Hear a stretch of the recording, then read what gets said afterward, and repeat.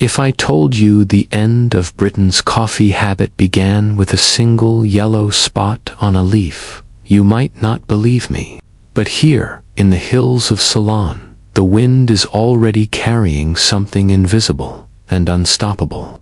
In the highlands of Ceylon, the coffee trees stood in perfect rows, their leaves glossy and green, the air warm and fragrant. But the wind was already carrying something no one could see, and no one knew it yet.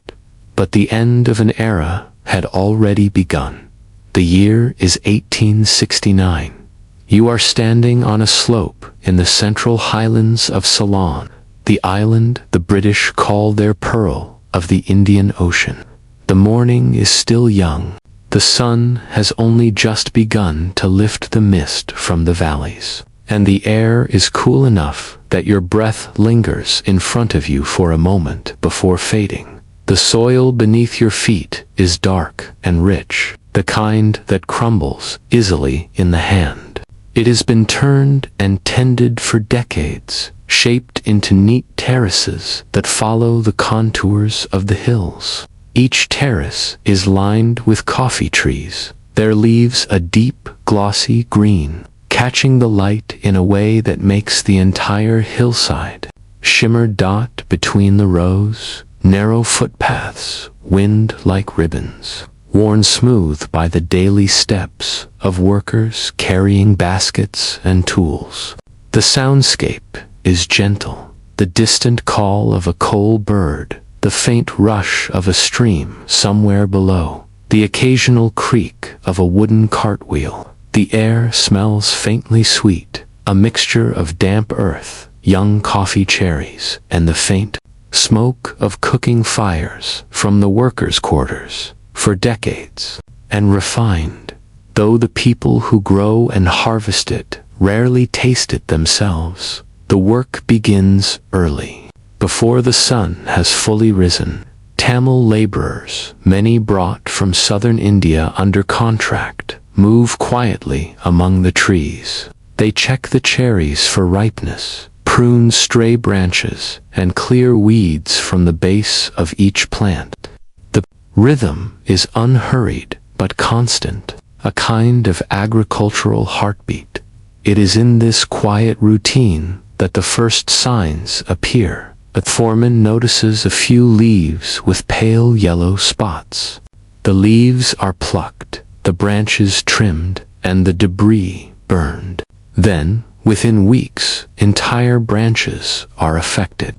The leaves curl at the edges, turn brittle, and fall. The cherries shrivel before they can ripen. The planters are puzzled. They have seen pests before, caterpillars, beetles, even the occasional fungal rot, but this is different. The damage spreads too quickly, and the usual remedies do nothing. The culprit, though no one here knows it yet, is Himalaya vastatrix, coffee leaf rust, a fungus so light that its spores can ride the wind. For miles, invisible to the human eye, it thrives in warm, moist conditions, and once it takes hold, it is almost impossible to remove. The hills remain beautiful, but there is a subtle change in the air. The workers speak in quieter tones. The estate managers spend more time in the fields, bending close to examine the leaves.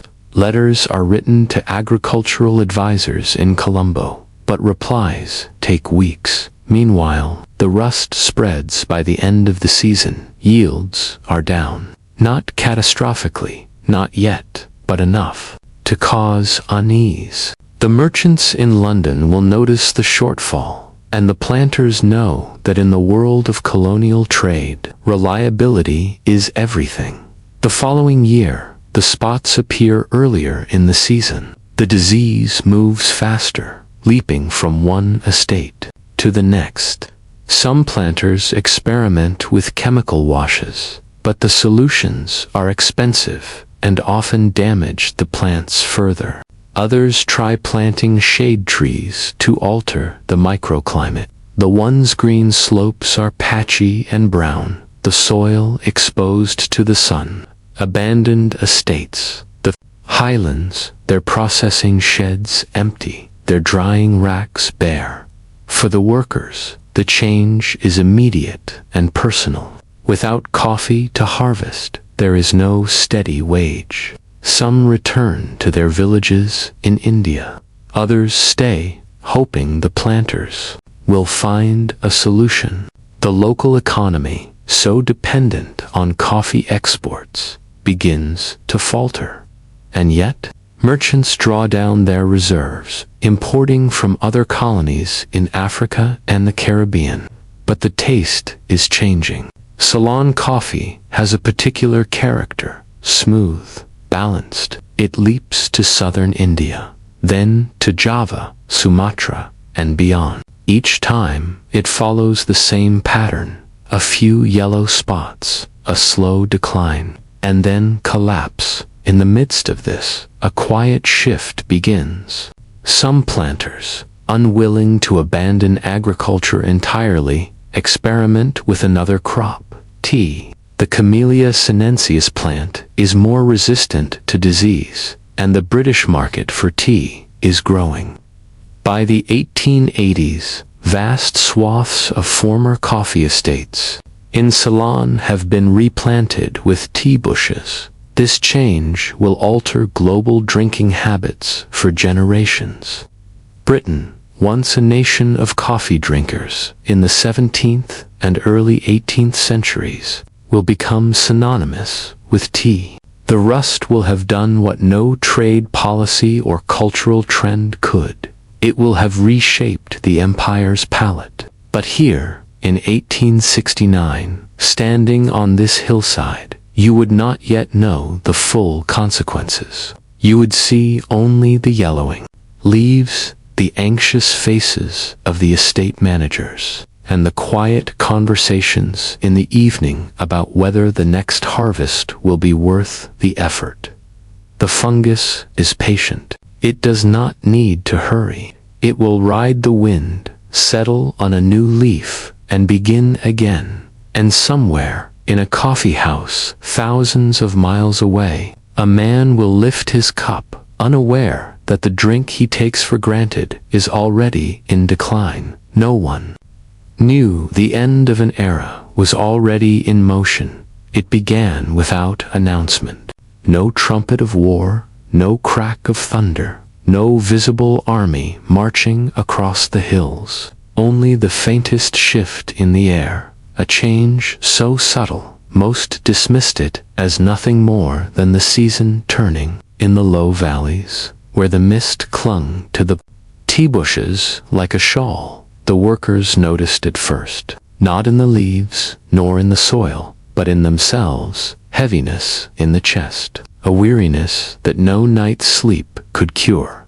The hills of Ceylon had always been a place where the senses were sharpened. The scent of wet earth after rain, the rustle of palm fronds in the wind, the distant call of a coal bird at dawn. Now those same senses seemed dulled, as though a thin veil had been drawn between the people and the world they knew.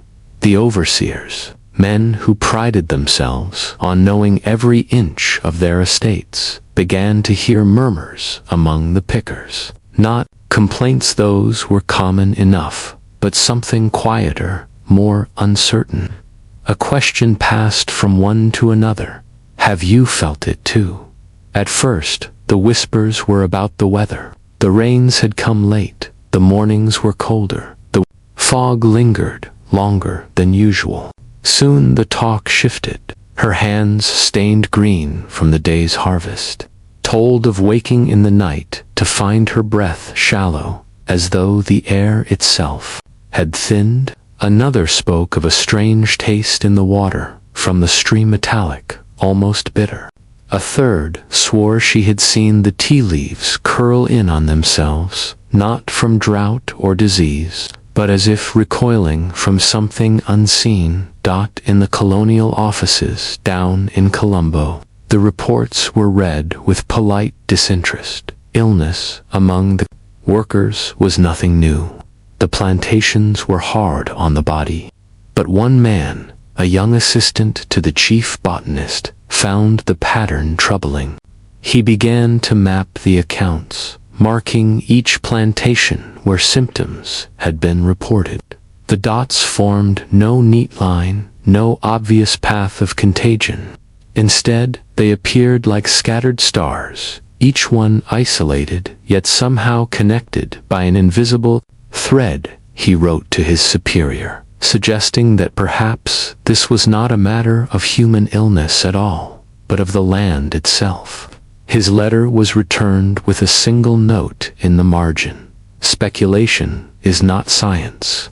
Far from the plantations, in a small hut by the Kalani River, lived an old man who had once been a healer. He had no interest in the affairs of the colonial offices, nor in the politics of the estates, but he knew the land, and he knew its moods. When the first reports reached him carried by traders who stopped to rest at his hut, he listened without interruption. Then he nodded, slowly, as though hearing news he had long expected.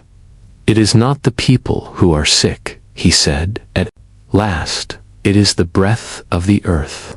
The traders laughed, thinking it a poet's fancy, but the old man did not smile. He spoke of times, long before the plantations, when the hills had been covered in thick forest and the rivers had run clear and cold. He spoke of a balance in scene, but vital, that had been kept by the trees, the soil, and the wind. And he spoke of what happened when that balance was broken. By the time the overseers noticed the change in the tea leaves, it was already too late to stop it. The edges browned first, curling inward like paper held too close to a flame. Then came the pale spots, spreading across the surface like frost on glass. The pickers worked more slowly now, their baskets filling half as quickly as before. Some collapsed in the fields, overcome by dizziness. Others simply stopped coming to work, retreating to their homes in the hills. The colonial managers sent samples to laboratories in Calcutta and London. The replies came back weeks later, full of technical terms and cautious language. No known fungus, no common blight, no identifiable pest.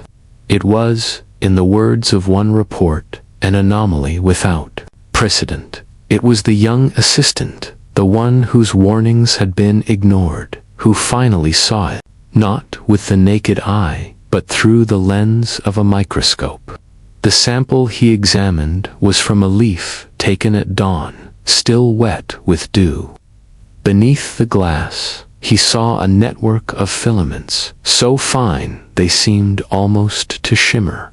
They were not fungal threads, nor the veins of the leaf itself, but something else entirely, something that pulsed faintly, as though alive. He leaned closer, adjusting the focus.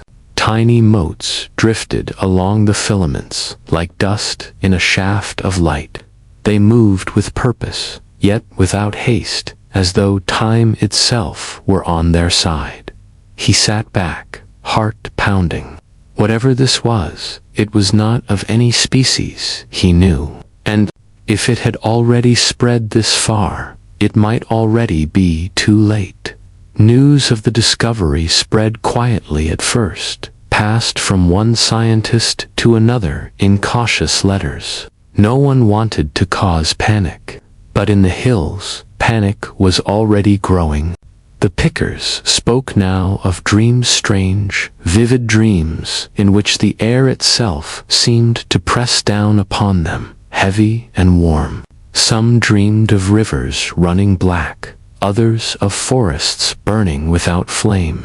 And always, in the background, there was a sound, a low, steady hum, like the earth itself was breathing. The old man by the river heard these stories and shook his head. "It has woken," he said simply.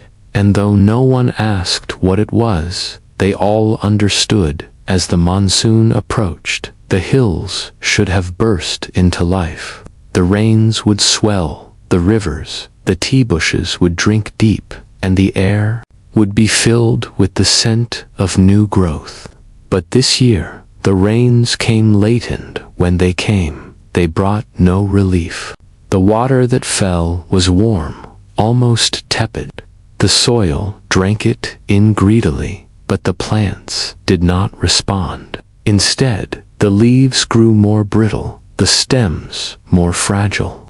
It was as though the life had been drawn out of them, leaving only a shell. The overseers began to speak in hushed tones of abandoning certain fields altogether.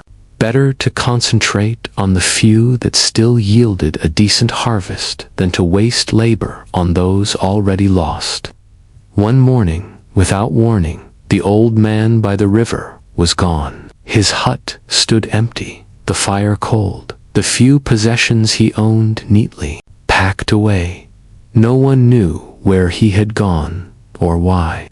Some said he had gone deeper into the hills, seeking the source of the sickness. Others believed he had simply left, unwilling to watch the land he loved wither and die. A week later, a boy from a nearby village found something strange on the riverbank, a small bundle wrapped in cloth, inside of which was a single tea leaf, perfectly preserved, its green as vivid as the day it had been plucked. Tied to the stem was a scrap of paper, on which was written a single word, "Wait." By now, the young assistant had begun to suspect the truth. The filaments he had seen under the microscope were not invaders in the usual sense. They were not feeding on the plants, nor on the people. They were simply there, everywhere. It was as though the very air had changed, carrying with it something that could not be filtered or avoided, something that moved slowly, patiently, without malice, but also without mercy.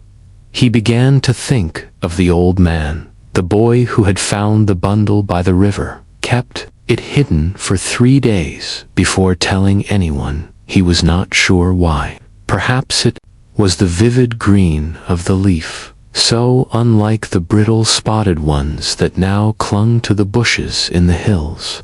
Perhaps it was the single word on the scrap of paper weight, which seemed less like an instruction and more like a secret meant only for him. He kept it under his sleeping mat, wrapped in the same cloth, and each night he would take it out and stare at it in the dim light of the oil lamp, wondering if it would change. It never did. On the 4th day, he told his grandmother. She was a quiet woman, her back bent from years of carrying baskets of tea leaves, her eyes clouded but still sharp in their own way. She listened to his story without interrupting, then took the bundle in her hands and held it close to her face. She did not smell it, nor did she touch the leaf directly. She simply nodded, as though confirming something she had long suspected. "This is not for us to keep," she said. "It belongs to the one who sent it." The boy asked who that was, but she only shook her head. "You will know when the time comes." She wrapped the bundle again and placed it in a small wooden box, which she locked and hid beneath the floorboards. That night, the boy dreamed of the river. In his dream, the water was clear and cold, and the old man stood on the far bank, holding out his hand. But when the boy tried to cross, the current grew stronger, and the figure on the other side faded into the mist in the hills. The sickness, if it could be called that, deepened. The pickers no longer spoke of it in whispers. It was now part of every conversation, woven into the rhythm of daily life. Some had begun to leave, walking for days to reach villages far from the plantations. Others stayed, either because they had nowhere else to go, or because they believed, stubbornly, that the land would heal itself. The overseers kept their distance, issuing orders from shaded verandas, their voices tight with the strain of keeping the harvest going. The young assistant in Colombo worked late into the night, poring over his notes and the few samples he had managed to keep. The filaments were everywhere now, in the leaves. They were not aggressive in the way a parasite might be. They did not consume or destroy in any obvious sense. Instead, they seemed to weave themselves into whatever they touched, becoming part of it. The plants did not rot or wither immediately. They simply lost their vitality, as though some essential spark had been drawn away. He began to wonder if the filaments were not a disease at all, but a kind of transformation. The thought unsettled him. Transformation into what? And for what purpose? He wrote letters to colleagues in Calcutta, in Singapore, even as far as London, describing what he had seen. Most replied with polite skepticism. A few asked for samples, which he sent, though he doubted they would see what he had seen. The filaments were elusive, visible only under certain conditions, and even then they seemed to shift, as though aware of being observed. One evening, as he was leaving the office, he found a note slipped under his door. It was written in a careful, deliberate hand. If you wish to understand, go to the river at dawn. Bring nothing but the leaf. There was no signature. He knew at once which leaf it meant. The preserved one had been brought to him earlier that day by a messenger from the hills, a boy with dark, watchful eyes who had said nothing beyond, "My grandmother says this is for you." At dawn, he stood on the bank of the Kalani River, the leaf in his hand. The mist was thick, curling over the water like smoke. For a long time, nothing happened. Then, from the far side, a figure emerged, tall, thin, moving with the slow certainty of someone who knew the river well. It was the old man. His hair was white, his skin lined like the bark of an ancient tree, but his eyes were bright. He stopped a few paces from the water's edge and regarded the young man in silence. "You have seen it," the old man said at last. His voice was low, almost lost in the sound of the current. The young man nodded. "Then you know it is not a sickness." The young man hesitated. "I don't know what it is." The old man smiled faintly. "It is the breath of the earth. It comes when the balance is broken. It does not punish, nor does it heal. It simply changes what must be changed." The young man wanted to ask what balance he meant, but the old man was already turning away. "Follow the river," he said over his shoulder. "It will take you where you need to go." Then he was gone, swallowed by the mist. The young man did as he was told. For 2 days, he walked along the riverbank, sleeping under the trees, eating what little he could find. The further he went, the quieter the world became. The bird song faded, the rustle of leaves grew still. Even the river seemed too slow, its surface smooth and glassy. On the third morning, he reached a place where the water split into many narrow channels, winding through a marsh thick with reeds. In the center of the marsh stood a single tree, its roots half submerged, its branches heavy with leaves that shimmered faintly in the pale light. He waded through the shallow water until he stood beneath the tree. The air here was different, cooler, cleaner, yet carrying a faint hum that seemed to vibrate in his bones. He reached up and touched one of the leaves. It was warm, almost alive beneath his fingers. And then he saw them, the filaments, running through the leaf-like veins, glowing faintly as they pulsed. In that moment, he understood. The filaments were not invaders. They were messengers. They carried something from the earth itself, something that could not be spoken in words. A warning, perhaps, or a reminder. He thought of the plantations, the endless rows of tea bushes where once there had been forest. He thought of the rivers diverted, the soil stripped, the air heavy with the scent of drying leaves. The balance had been broken, and the earth was breathing differently now. He took the preserved leaf from his pocket and placed it at the base of the tree. The hum grew louder, then softened, as though acknowledging the offering. He stood there for a long time, until the sun was high, and the mist had burned away. Then he turned and began the long walk back to the hills. When he returned, the change was already visible. The tea bushes were fewer, the spaces between them filled with wild grasses and young trees. The pickers moved more slowly, not from weariness, but from caution, as though they sensed they were no longer the only ones tending the land. The overseers had retreated further still, their voices quieter, their orders fewer. The boy who had found the bundle by the river was waiting for him. He asked no questions, only took the young man's hand and led him to his grandmother's house. She was sitting outside, her eyes closed, her face turned toward the sun. When she opened her eyes, she smiled. "You have seen it," she said. The young man nodded. "Then you know what must be done." He did know, though it was not a task that could be completed in a day or even a year. It would mean planting trees where the soil was bare, letting the rivers find their old paths, allowing the land to breathe in its own time.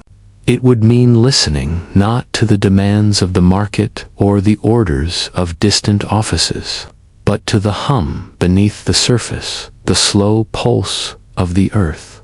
In the months that followed, the hills began to change. The filaments did not disappear. They spread, weaving themselves into the roots of new saplings, into the moss on the stones, into the air itself. The people changed too. Some left, unable or unwilling to live in a place that no longer yielded as it once had.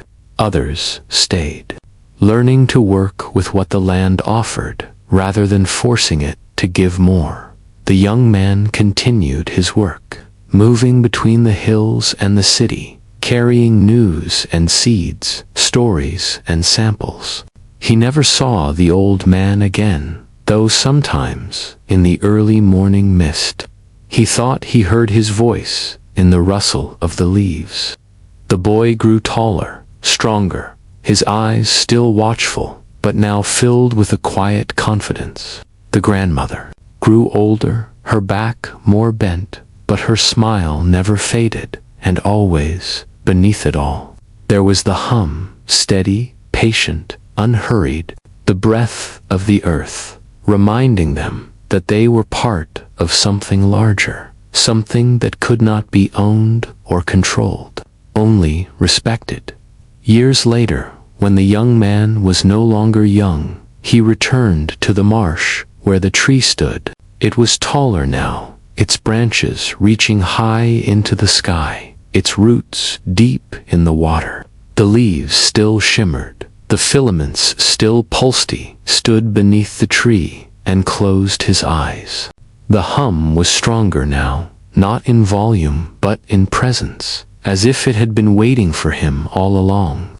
It was not a sound he heard with his ears, but something that moved through his bones, a slow and steady rhythm that matched the beat of his heart. The air was cool, carrying the scent of wet earth and something older, something that had been here long before the first human foot had pressed into the soil. He let his hand rest against the trunk. The bark was warm, almost pulsing, and beneath He could feel the faint vibration of the filaments. They were not separate from the tree. They were part of it, woven into its life as seamlessly as the veins in a leaf. He thought of the plantations, the endless rows of tea bushes, each one a copy of the next, and how different this was, wild, unmeasured, alive in a way that could not be contained.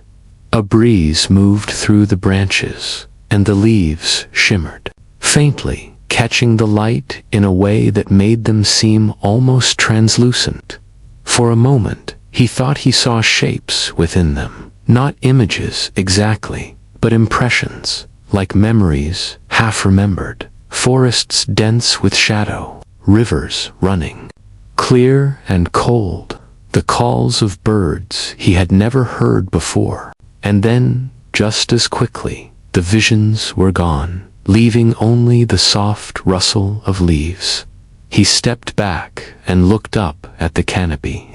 The tree seemed taller than it had when he first arrived, its branches stretching outward as though embracing the sky around its roots. The water was still and clear, reflecting the pale blue above. He could see small fish moving lazily beneath the surface, their scales catching the light.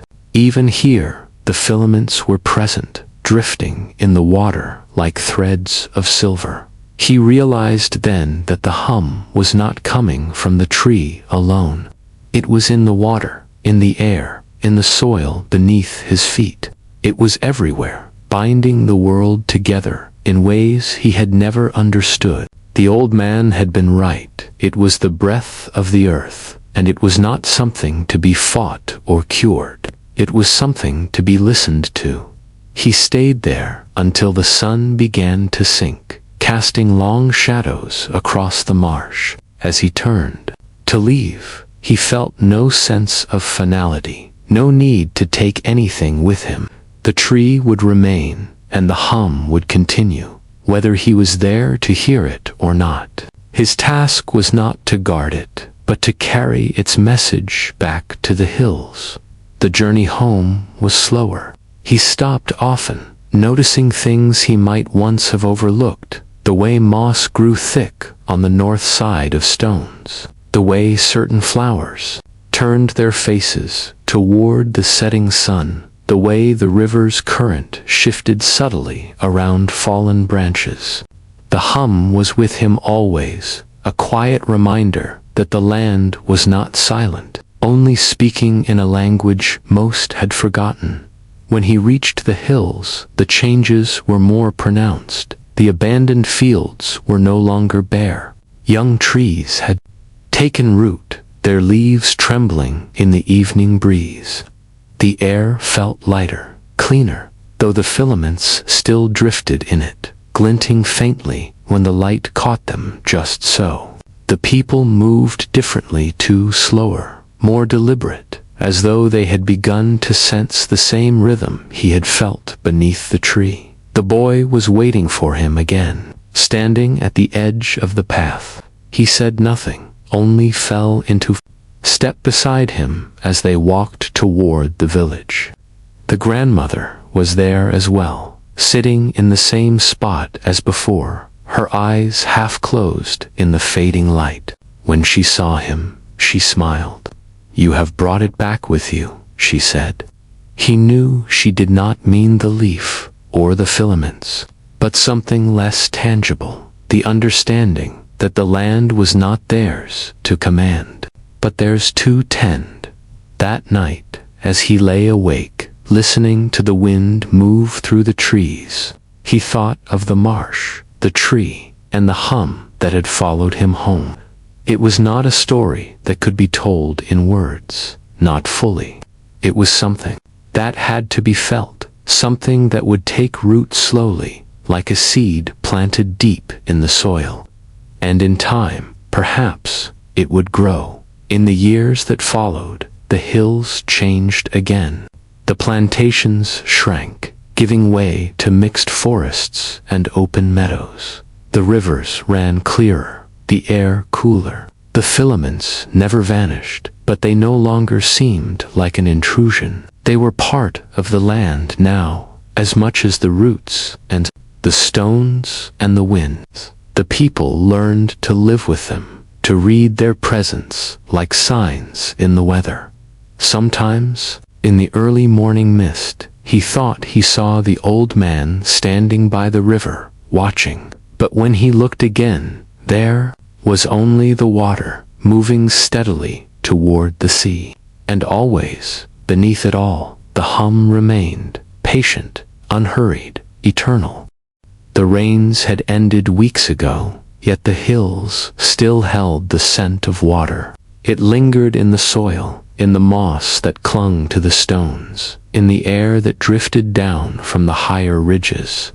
The mornings were cool, the mist slowed to lift, and the light came in pale and diffused, as though the sun itself was reluctant to disturb the quiet. The young man had begun to notice how the land moved differently now. It was not the sudden, dramatic change of a storm or a flood, but something subtler, a shift in the way the wind curled through the valleys, in the way the rivers bent around their banks. The filaments were still there, glinting faintly in the right light, but they no longer seemed to spread with the same restless urgency. Instead, they pulsed in time with the rhythms of the land, as if they had found their place. He spent his days walking the old paths between villages, carrying seeds in a small cloth bag slung over his shoulder. Some were tea, but most were not. Hardwoods, fruit trees, flowering shrubs that would draw bees and birds. He planted them where the soil was bare, pressing each seed into the earth with the same quiet care, as though he were placing a word into a sentence that would not be read for years. The boy often walked with him, though he had grown taller now, his stride matching the young man's. He asked fewer questions than he once had, but his eyes missed nothing. Sometimes they would stop by the river to watch the water slide past, the surface broken only by the occasional leap of a fish.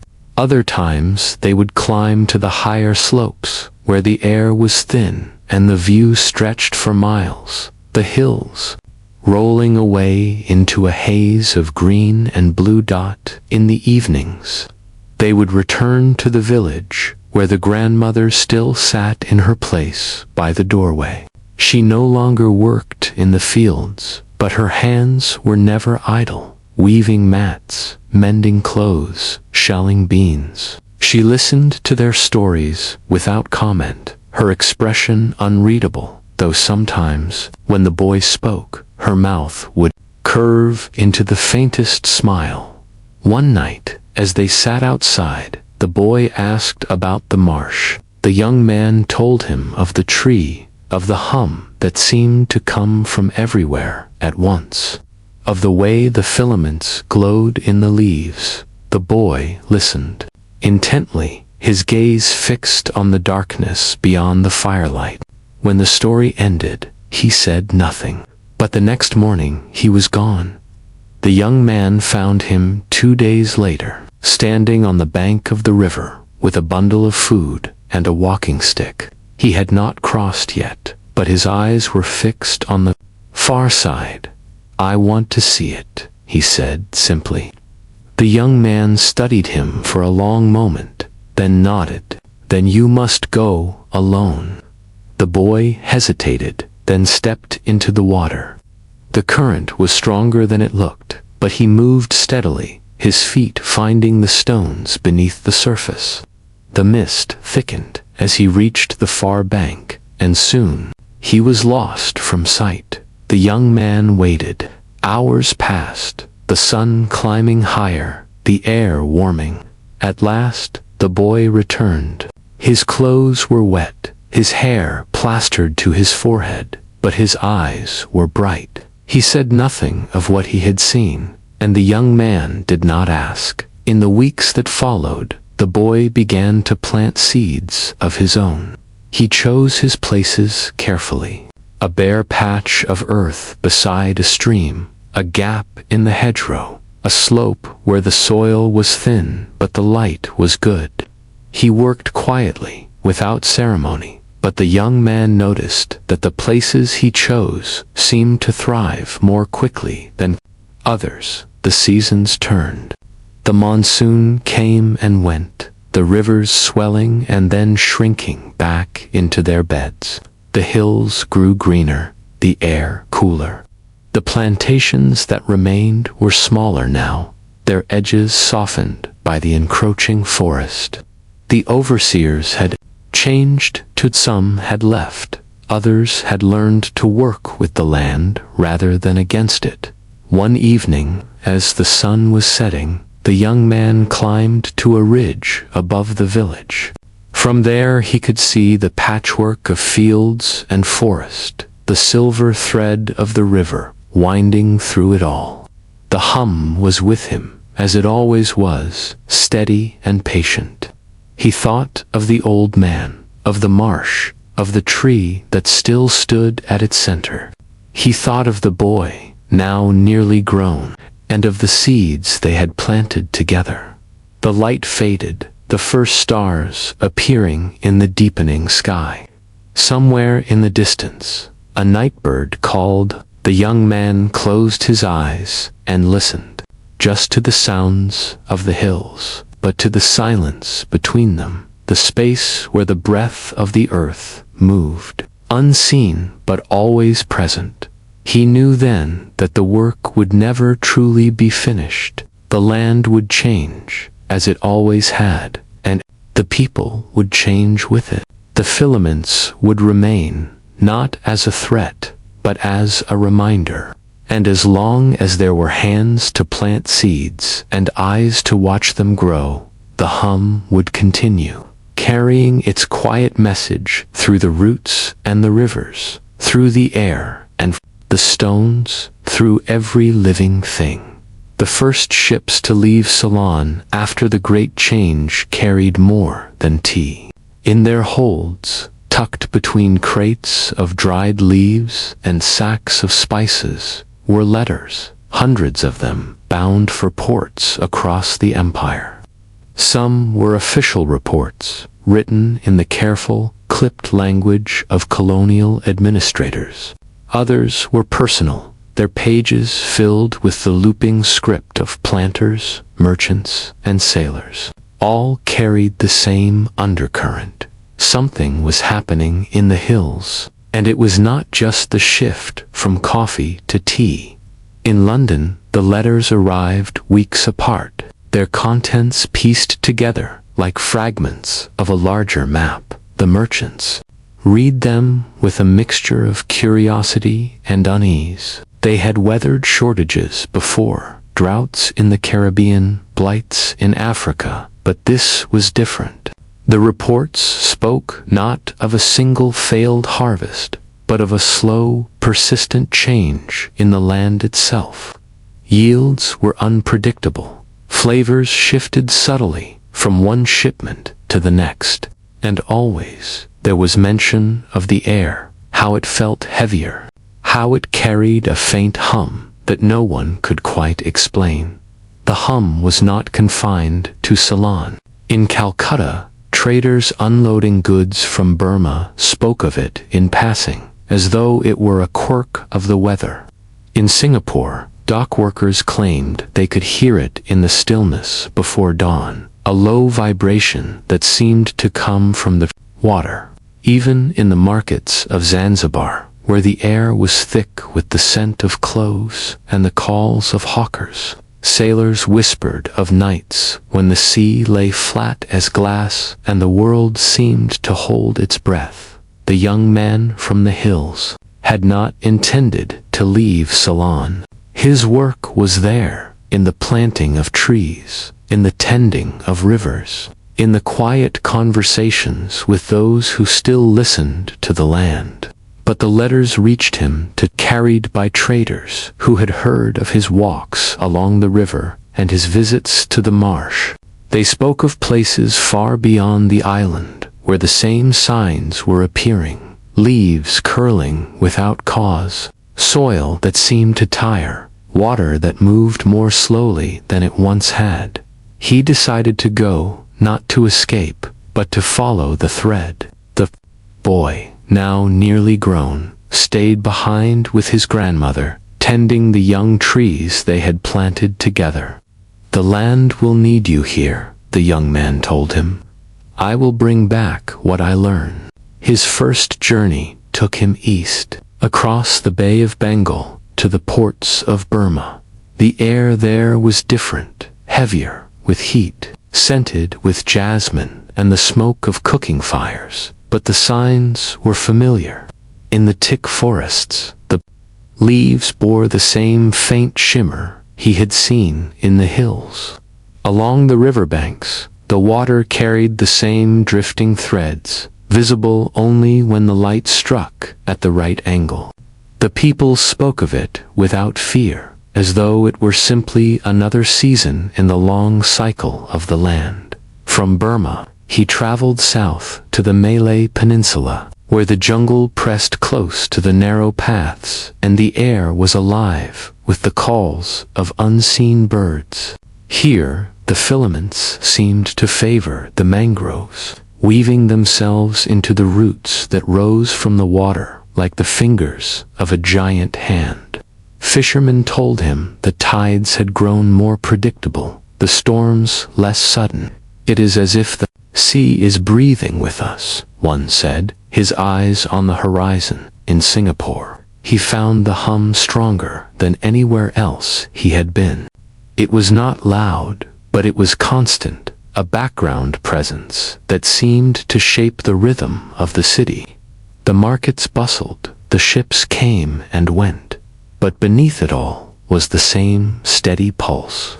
He walked the docks at night, when the air was cooler and the lanterns cast long reflections on the water. The hum was clearest then, rising from the sea itself, as though the ocean were speaking in a language too old to be understood.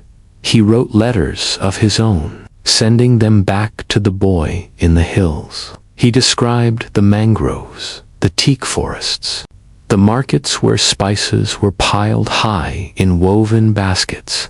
He described the hum, how it seemed to connect each place to the next, as though the land and the water were part of a single, unbroken breath. "It is not just here," he wrote. "It is everywhere." From Singapore, he sailed west, across the Indian Ocean, to the coast of Africa. The journey took weeks, the days marked by the slow arc of the sun and the creak of the ship's timbers. At night, he would stand at the rail, watching the stars wheel overhead, their light reflected in the dark water. Sometimes, when the sea was calm, he thought he could see the filaments drifting just below the surface, glowing faintly like threads of moonlight. In Zanzibar, the air was thick with the scent of cloves, cinnamon, and salt. The markets were a riot of color and sound, but even here, amid the noise, he could feel the hum. It was different from the one in the hills, deeper, slower, as though shaped by the weight of centuries. The people spoke of it as they might speak of the wind or the rain, a part of life that needed no explanation. He traveled inland, following the trade routes that wound through the savannah and into the highlands. In the coffee-growing regions, he found plants that bore the same yellow-spotted leaves he had seen in Ceylon years before. The rust had reached here too, though the farmers spoke of it with resignation rather than alarm. "The land gives, land takes," one said with a shrug. "We plant what will grow." In the highlands, he met a woman who tended a small grove of trees unlike any he had seen before. Their leaves were broad and dark, their bark smooth and pale. She told him they had been planted by her grandmother, who had said they would keep the soil strong. The filaments were in these trees too, running through the leaves and roots. But here they seemed to glow more brightly, as though the trees welcomed them. He stayed in the grove for several days, listening to the hum as it moved through the ground and into the air. It was the same hum he had heard in the hills, in the mangroves, in the markets by the sea, and yet it was not the same. Each place had its own note, its own rhythm, but together they formed something larger, something whole. When he returned to the coast, he found ships bound for the Arabian Peninsula. The journey north was shorter, the sea calmer, but the air grew drier with each passing day. In the ports of Oman, the hum was faint, almost lost beneath the sound of the wind moving through the narrow streets. But in the date groves outside the city, it returned, soft, steady, threading through the rustle of the fronds. The farmers there spoke of years when the fruit was sweeter, the harvest heavier, and they believed it was the hum that made the difference. From Oman, he crossed the Red Sea to Egypt, following the Nile southward. The river carried the hum like a song, its tone changing with the width of the water, the depth of the current. In the markets of Cairo, the noise of the city nearly drowned it out, but in the quiet of the desert, it was clear again, rising from the sand as though the earth itself were remembering something long forgotten. He thought often of the boy in the hills, of the grandmother, of the tree in the marsh. He wondered if the hum they heard there had changed in his absence, if the filaments had spread further or settled deeper. He wondered if the boy had gone back to the marsh, and if he had, what he had seen. His journey took him further still, across the Mediterranean to the ports of Europe, where the hum was faintest of all.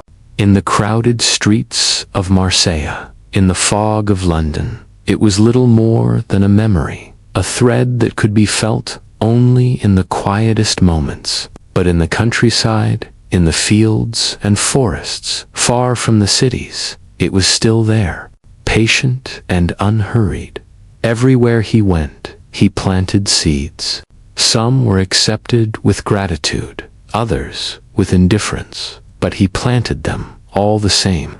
He knew that most would not grow, not in the way he hoped, but some would, and those that did would carry the hum forward, weaving it into the roots and branches, into the air and the soil. By the time he returned to Ceylon, years had passed.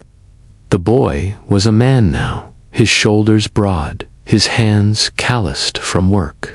The grandmother was gone, her place by the doorway empty, but her presence lingered in the trees she had planted, in the paths she had walked. The hills were greener than he remembered, the rivers clearer. The filaments were still there, but they no longer seemed like strangers. They walked together to the marsh, where the tree still stood, taller now, its branches heavy with shimmering leaves.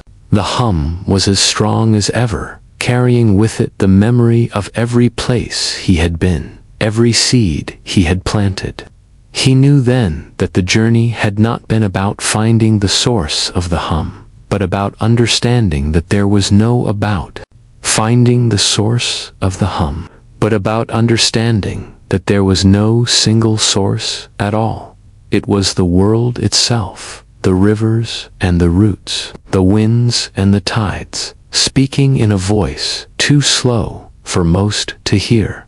Every place he had visited had carried its own note, and together they formed a chord that had been sounding long before he was born, and would go on long after he was gone. They stood in silence beneath the marsh tree. The air was still, but alive, as if the leaves themselves were listening.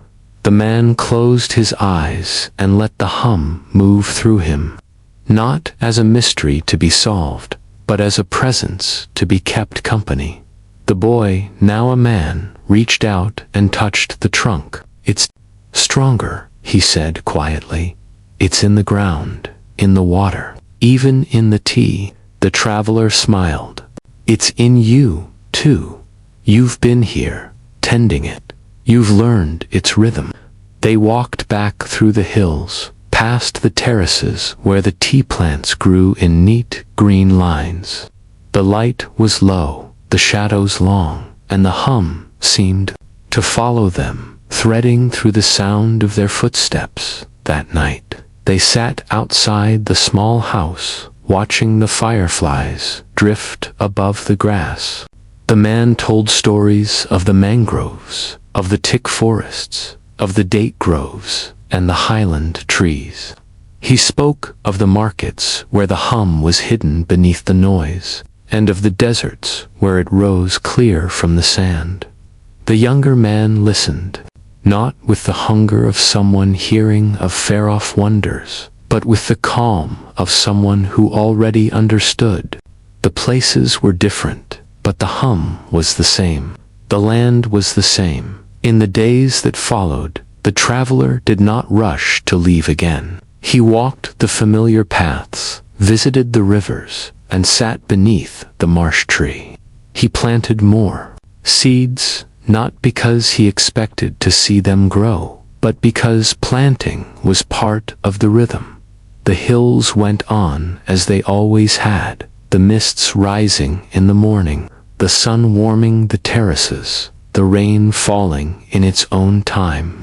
The hum was there in all of it, steady and unhurried. And when the traveler finally set out once more, it was not with the urgency of someone chasing an answer, but with the quiet certainty of someone carrying a story that had no ending. Somewhere, far beyond the hills, the mangroves would be breathing with the tide. The tick leaves would be catching the light. The date palms would be rustling in the wind.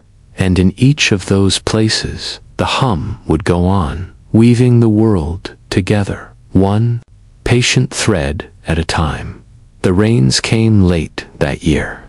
Not disastrously late. The tea still grew. The rivers still ran, but late enough that the air felt stretched, as though the season itself had been delayed in arriving. The man from the hills noticed it first in the mornings, the mists that usually clung to the slopes until the sun was high now lifted early, leaving the terraces bare and bright before the day had even begun. The hum was still there, but it seemed to lean forward, as if listening for something that had not yet happened. It was on one of those bright, mistless mornings that a stranger arrived in the village. She came on foot, following the narrow path that wound down from the ridge, her steps unhurried but steady. She was older than the man, her hair bound in a long braid that had loosened in the wind, her clothes patched from travel. She carried no goods to trade, only a roll of thick paper strapped to her back, and a satchel of small, precise tools, compasses, rulers, brushes with bristles, fine as a single hair. She introduced herself simply as a cartographer, but she did not map roads or borders. She mapped quiet that evening. She unrolled her paper in the small house where he lived. The maps were unlike any he had seen. No mountains, no rivers, no towns.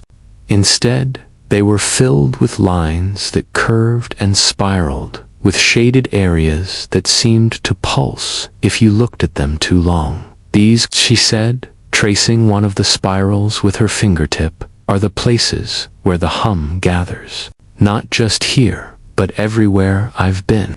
It moves like water, pooling in some places, thinning in others. And lately," she paused, her finger resting on a shaded patch near the edge of the map. "Lately, it's been shifting." The man leaned closer. The shaded patch was far from the hills, somewhere across the sea. "What's there?" he asked. "An island," she said, "small, uninhabited, as far as I know. But the hum has been flowing toward it for months. I've never seen it move so quickly." They walked together in the days that followed, the cartographer stopping often to listen, to press her palm to the ground, to mark something on her map. She explained that the hum was not fixed, it was a current, and like any current, it could change course. Sometimes she would close her eyes and tilt her head as though catching a faint sound in the distance. Other times she would crouch low, her ear nearly to the soil, listening for the subtle vibration that told her the hum was near. The man noticed that she moved differently from other travelers. She did not hurry to reach the next village or landmark. She walked as though the path itself were the destination, as though each step was part of the map she was making. At night, they sat beneath the marsh tree, the map spread between them. The man told her of his travels, the mangroves, the teak forests, the date groves, the deserts. He spoke of the hum in each place, how it changed but never disappeared. She listened without interrupting, her eyes on the spirals and shaded patches. "You've been following it without knowing," she said when he finished. "You've walked the same paths I've traced, only you've done it with your feet instead." Of ink, the rains finally came, heavy and warm, drumming on the roof of the small house. The air smelled of wet earth and tea leaves. The hum deepened, as if satisfied, but the cartographer's eyes were still on the map, on the shaded patch that marked the distant island. When the rains ended, she rolled up the map and slipped it into her satchel. "I'm going there," she said. "If the hum is gathering, something will happen. I don't know what, but I want to see it." The man felt the pull too, not of curiosity alone, but of recognition. The hum had led him across oceans before. Perhaps this was where it had been leading all along. Before they could leave, there were preparations to make. The cartographer's maps were delicate, drawn on paper that had been treated with oils to resist damp. She spent hours repairing the edges, weighting them flat with smooth stones while she worked. The man gathered supplies, dried tea leaves, rice, a small clay pot for boiling water, a coil of rope, a knife worn smooth from years of sharpening. In the evenings, they walked the ridges, looking out toward the horizon. The sea was not visible from the hills, but the air carried its scent, faint, salted, threaded with the smell of distant rain. The cartographer would pause often, her eyes half closed, as though measuring the hum's direction. "It's stronger." "At night," she said once, as they stood beneath a sky thick with stars. "Not louder, exactly, just more certain." On their final night, they returned to the marsh tree. The boy was there, tending a small fire. He had brought tea, brewed slowly over the coals, its steam curling into the cool air. They drank in silence, the hum steady beneath their feet.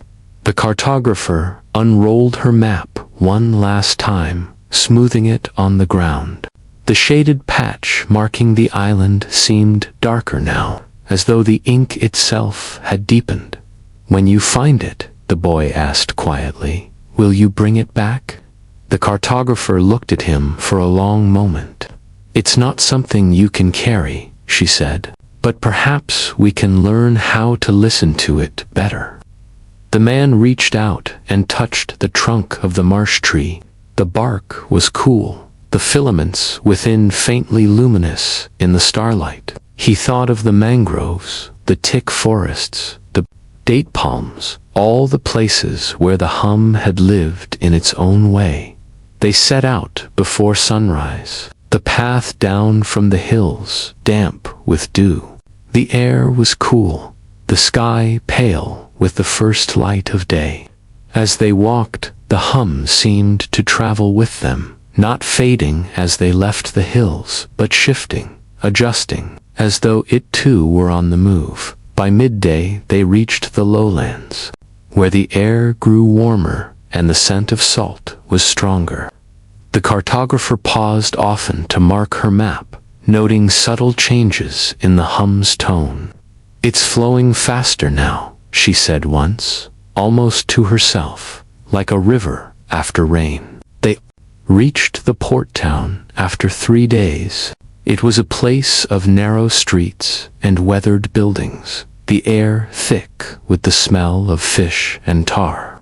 Ships of all sizes crowded the harbor, fishing boats, merchant vessels, a few larger ships bound for distant coasts. The cartographer found them passage on a small cargo vessel heading east. The captain was a quiet man with eyes that seemed always on the horizon. He asked no questions about their destination, only when they wished to leave. "In 2 days, the cartographer said, we need to watch the tides." Those 2 days were spent walking the shoreline. The man noticed that the hum was different here, not the deep, steady tone of the hills, but a layered sound, as if the sea carried many voices at once. The cartographer listened intently, sometimes wading into the shallows to feel the vibration. Through the soles of her feet, on the evening before they sailed, they stood at the end of the pier, watching the sun sink into the water. The hum was strong here, rising from the sea itself, and for the first time the man thought he could hear a faint rhythm within it. Not music, exactly, but something that might become music if one listened long enough. The morning they left, the sky was clear, the sea calm. The cargo vessel moved slowly out of the harbor, its sails catching the wind. The man stood at the rail, watching the shoreline recede, the hills fading into the haze. The cartographer was beside him, her map safely stowed, her eyes on the open water. "It's stronger already," she said softly. "We're heading toward its heart." The sea was calm on the first day, the kind of calm that made the horizon seem endless. The cargo vessel moved steadily, its sails filled with a soft, constant wind. The man stood at the rail, watching the hills fade into the haze until they were no more than a shadow in the mind. The cartographer was beside him, her map stowed safely in its oil-treated case, her eyes fixed on the open water. She said little, but he could tell she was listening, not to the creak of the timbers or the slap of the waves, but to something deeper, something that moved beneath it all. By the second day, the hum had changed. It was no longer the steady tone of the hills, nor the layered voices of the port. Here, far from land, it was clearer, sharper, as though the sea itself was carrying it without interference. At night, when the lanterns were dimmed and the crew slept in their hammocks, he would stand on the deck and feel it through the soles of his feet, a vibration that seemed to rise from the depths, through the hull, into his bones. The cartographer began to make small marks on a separate sheet of paper, not her main map, but a kind of log. She noted the time of day, the direction of the wind, the position of the stars. Sometimes she would ask the helmsman to adjust their course by a fraction, explaining only that the hum was stronger a little to the north or a little to the east. The captain did not question her. Perhaps he too could feel it. On the fourth night, the sea grew restless. The wind shifted, the sails strained, and the vessel pitched more sharply. Rain came in short bursts, carried on gusts that rattled the rigging. The man lay awake in his narrow berth, listening to the water slap against the hull. The hum was still there, but it seemed to weave in and out of the storm, sometimes lost in the noise, sometimes rising above it like a steady hand on the shoulder. By morning, the storm had passed, leaving the air washed clean. The sea was a deeper blue, the sky wide and bright. The cartographer stood at the bow, her braid damp from the spray, her eyes scanning the horizon. "It's close now," she said quietly. "I can feel it pulling." 2 days later, they saw the first sign of land, a faint smudge on the horizon, so small it could have been a cloud. As they drew nearer, it resolved into a low, green shape, ringed with pale sand. There were no signs of habitation, no smoke, no boats, no structures, only the dense canopy of trees and the glint of water in the shallows. The hum was stronger here than anywhere he had ever felt it. It was not loud, but it was complete, filling the air, the water, the very light.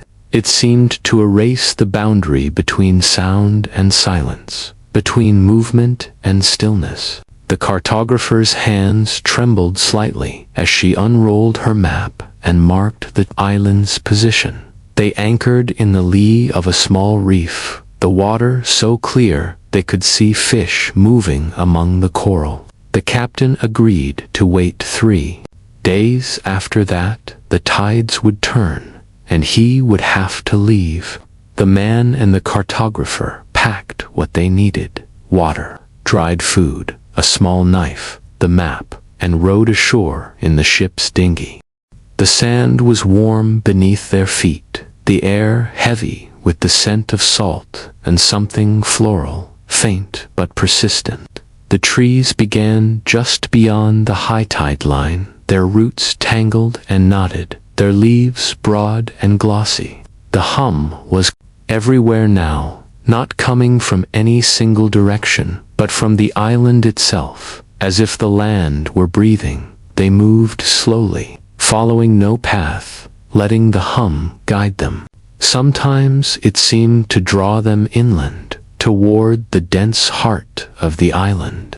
Other times it pulled them along the shore, where the waves whispered against the sand. The cartographer stopped often to make notes, her pencil moving quickly, her eyes half closed as she listened. By late afternoon, they reached a clearing. In its center stood a single tree, taller than the rest, its trunk pale and smooth, its branches heavy with leaves that shimmered faintly in the fading light. The man felt a strange familiarity, as though he had seen it before. Not this tree, but one like it, far away in the marsh. The hum was strongest here, so strong it seemed to press gently against his skin. They sat at the base of the tree as the sun sank toward the horizon. Neither spoke. There was nothing to say that the hum had not already said. The air cooled, the light softened, and the first stars appeared above the dark line of the sea that night. They slept in the clearing, the hum steady beneath them, the leaves whispering overhead. In his dreams, the man saw rivers winding through forests, deserts blooming after rain, mountains shedding their snow into streams. He saw the mangroves, the teak forests, the date palms, all connected by threads of light that pulsed in time. With the hum, when he woke, the cartographer was already awake, her map spread before her. The shaded patch of the island now filled in with careful lines and curves. She looked up at him and smiled, not with triumph, but with recognition. "It's not the end," she said. "It's a meeting place, a place where everything comes together before it moves on." They stayed 2 more days, walking the island, listening, marking the places where the hum pooled and where it thinned. On the morning of the 3rd day, they returned to the shore. the trees still visible above the canopy, the hum still in their bones. As they rowed back to the ship, the man looked over his shoulder at the island. It was already fading into the haze, but the hum did not fade. It would travel with them, as it always had, threading through the water, the wind, the wood of the ship. He knew then that the journey was not about finding where the hum began or ended. It was about learning to follow it, wherever it chose to go. Chapter 8. The captain gave a small nod, the kind that meant both welcome and farewell. The crew moved with the slow precision of people who had done this 100 times before. Their voices low, their eyes on the tide. The island was still visible in the morning haze, a pale green shape against the horizon. The man stood at the stern, watching it shrink. The cartographer joined him, her map case slung over her shoulder. Neither spoke. The hum was still with them, not as loud as on the island, but steady, like a memory that refuses to fade. The first days at sea were quiet. The wind was gentle, the water calm. The man found himself listening less for the hum and more to the spaces around it, the creak of the rigging, the sigh of the sails, the faint splash of fish breaking the surface. It was as if the hum had taught him to hear the world differently, to notice the threads that connected one sound to another. At night, the stars seemed sharper than before. The cartographer would sometimes point out constellations, tracing their shapes with her finger against the dark. She spoke of how the stars shifted with the seasons, how sailors once navigated entire oceans by their patterns alone. The man wondered if the hum was another kind of navigation, not for ships, but for lives. On the 5th night, the wind rose. The sea grew restless, the bow cutting through waves that slapped hard against the hull. The hum did not waver.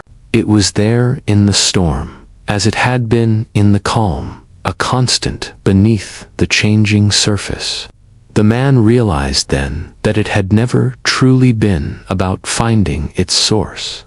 The hum was not a destination, it was a companion. By the time the coastline appeared, the air had changed. The scent of land, soil, grass, wood smoke drifted across the water. The hills rose slowly into view, familiar, yet altered, as though they had been waiting for him to return. The cartographer rolled up her map and tucked it away. "We'll hear it here, too," she said softly. "We just didn't know how to listen before." They docked at the same port they had left, but it felt different. The streets were the same, the market stalls in their usual places, the same gulls circling overhead, yet the hum was there, woven into the footsteps, the voices, the wind. Between the buildings, that night, in his small room above the harbor, the man lay awake, listening. The hum was faint, but it was enough. He knew it would be there in the morning, and the morning after that, and in every place he might go. The journey had not ended. It had simply widened. The days after his return passed without urgency. The man walked the harbor streets, the hills, the narrow lanes between shuttered houses. The hum was there, faint, steady, in the clink of a blacksmith's hammer, in the rhythm of laundry flapping on a line, in the hush of wind moving through the grass above the cliffs. He no longer searched for it. He simply noticed it, the way one notices the tide, not as an event, but as a presence. The cartographer had gone her own way, following other maps, other currents. They had parted without ceremony, knowing the hum would carry them both, even apart. One evening, he climbed the hill above the port. The sun was low, the sea a sheet of molten gold, Fishing boats moved slowly toward shore, their sails catching the last light. He sat in the grass, closed his eyes, and listened. The hum was not louder here, nor softer. It was simply complete in the air, in the earth beneath him, in the slow beat of his own heart. He understood now that it had never been a mystery to solve, only a language to learn. When the first stars appeared, he rose and began the walk back down. The lamps in the harbor were already lit, their reflections trembling in the water. Somewhere, far beyond the horizon, the island still stood, its tall tree swaying in the night breeze, but he did not need to see it. The thread between them was unbroken, and so he lived, not chasing the hum, but carrying it, letting it guide him through the quiet turns of his days, until the journey and the listening became the same thing. In the end, the hum was never a secret to be uncovered, nor a treasure to be claimed. It was the quiet thread running through all things, the tide and the wind, the turning of leaves, the slow drift of stars. Once heard, it could not be unheard. And so the man lived, as all true listeners do, not chasing the sound, but carrying it, letting it shape the way he moved through the world. For those who learn to listen, the journey never ends. It simply becomes the way home.